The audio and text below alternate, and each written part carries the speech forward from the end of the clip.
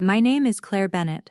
I was 32 years old, and I was standing on the sidewalk outside my own restaurant, watching my mother-in-law hand out champagne to my investors while a security guard blocked the door in front of me. The stake was simple: 90% ownership of Bellamy's Table, a restaurant I had built from an empty warehouse with my own money, my own name on the lease, and my own two hands. My husband's family had always treated me like the help who got lucky enough to marry into their name. Tonight, they were about to learn how wrong they were. Welcome back to Cherry Revenge Tales. If you're watching this right now, drop a comment and let me know what city or country you're tuning in from tonight. And if you believe in quiet justice, the kind that doesn't need to shout to win, hit like and subscribe before we start, because this one is for you. 1 week earlier, we were all sitting around Diane's dining table for Sunday dinner, the good china out, the way it always came out when Diane wanted an audience. My husband Mark sat beside me, quiet as usual, and across from me sat his sister Renee, swirling her wine like she owned the room.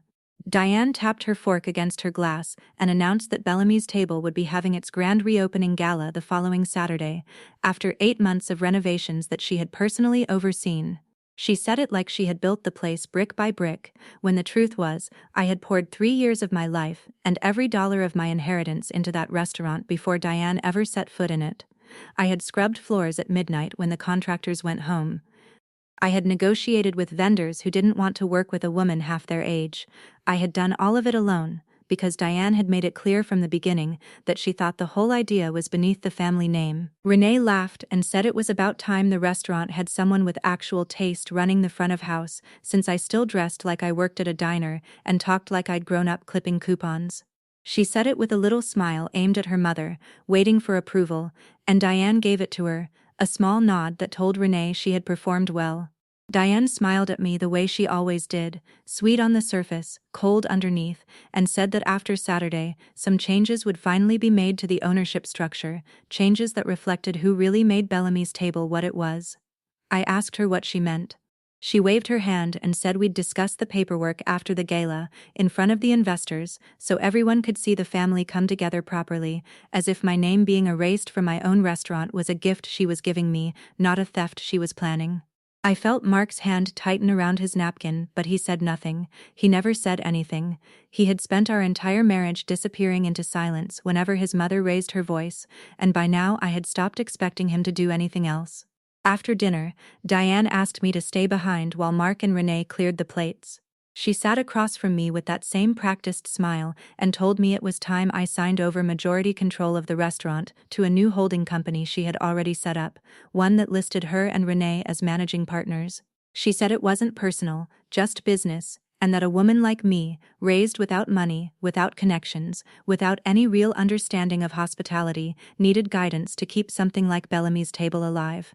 She reminded me that the Bellamy name was the reason any investor took the restaurant seriously in the first place, and that my name on the deed was, in her words, a technicality that could easily be corrected with the right lawyer.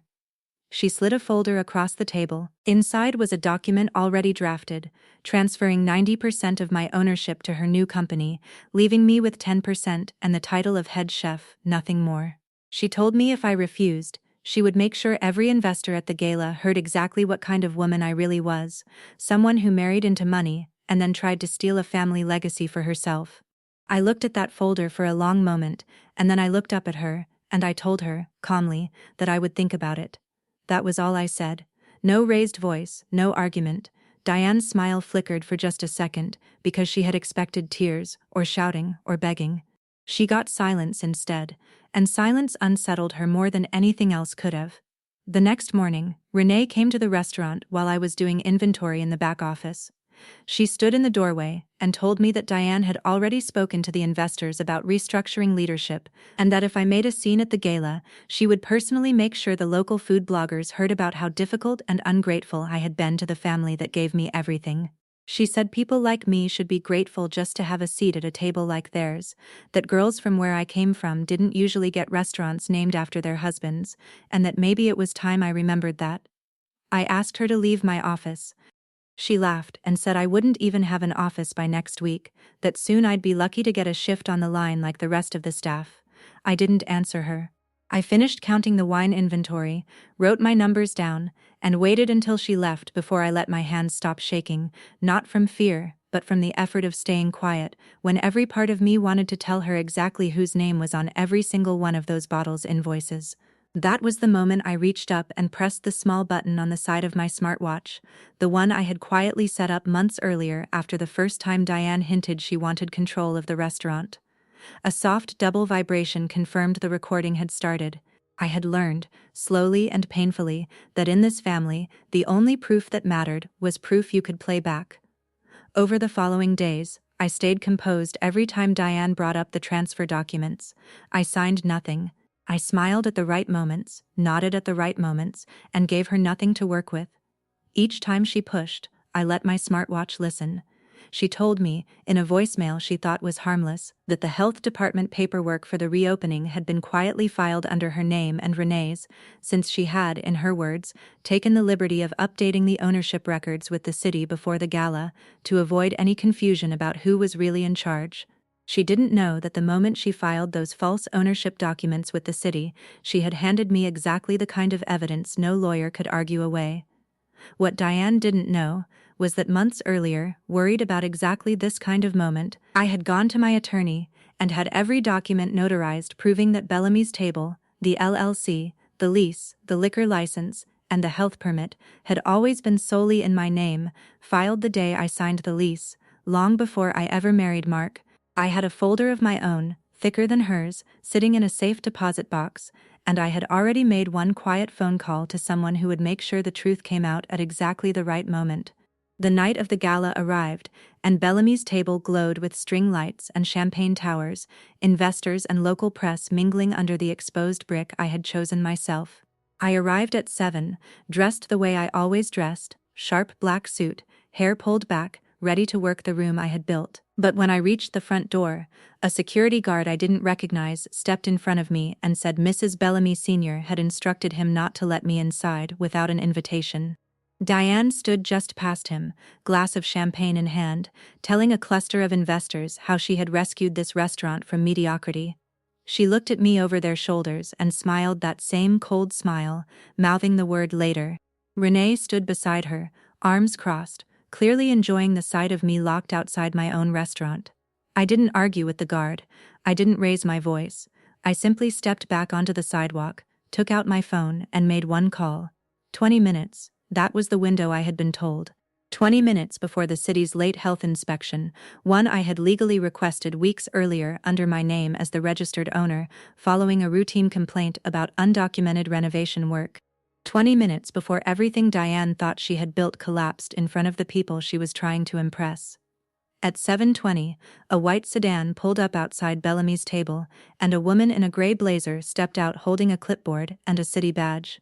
She introduced herself as Inspector Patricia Alvarez from the Department of Health, here to complete an unannounced inspection tied to a permit filed under the name Claire Bellamy. The security guard, confused, let her through without question, because her badge outranked whatever instructions Diane had given him. I followed 2 steps behind her, and this time, nobody stopped me. Inside, the music kept playing for a few more seconds before people noticed the inspector moving through the dining room with her clipboard, checking labels, checking the kitchen door, checking the paperwork taped inside the host stand. Servers froze mid-pour. A photographer from the local paper lowered his camera and started watching instead of shooting. Diane rushed over, champagne still in hand, and demanded to know why a health inspector was interrupting her gala, telling her this was a private event and she needed to come back another day. Inspector Alvarez looked up from her clipboard, completely unbothered by the crowd of investors now watching, and asked one simple question. She asked Diane to produce identification proving she was the legal owner or authorized representative of Bellamy's Table, since the permits, the lease, and the liquor license on file all listed a single owner, Claire Bellamy, and no one else.